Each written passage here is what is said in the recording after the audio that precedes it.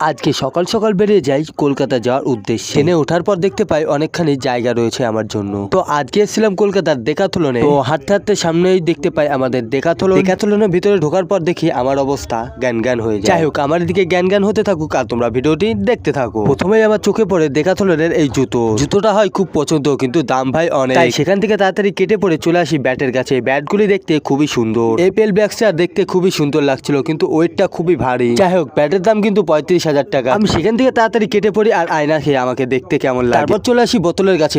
বোতল আমার একটু প্রয়োজন ছিল, কিন্তু বোতলের দাম ছিল 99। জিনিসের দাম এত দেখে তারপর আমি বেরিয়ে যাই ডেকাথলন থেকে। তখন এসির মধ্যে থেকেছিলাম বলে কোনো অসুবিধা হয়নি। বাইরে এসে দেখি প্রচন্ড গরম। তারপর শিয়ালদার বাস ধরে শিয়ালদা না গিয়ে চলে যাই সরাসরি বড়বাজার। আসতে না আসতে আমরা নেমে পড়ি হাফ রাস্তায়। আর এই খেলো বড়বাজার মার্কেট। এত পরিমাণে যে গরম পড়েছে ভাই, বাসেই থাকা যাচ্ছিল না। তার জন্য সরাসরি চলে আসি শিয়ালদা স্টেশনে। আর ট্রেন ধরবো বলে তাড়াতাড়ি দৌড়াতে থাকি। ট্রেনে ওঠার পর দেখি কোনো জায়গা নেই, তাইতে গেটের ধারে বসে থাকি। আর কি করবো গাইস, এটা ছিল হাজারদুয়ারি এক্সপ্রেস। আর এই দেখো কত দর্শক। আমি প্যাসেঞ্জারকে দর্শক বানিয়ে কি ভুল করলাম গাইস।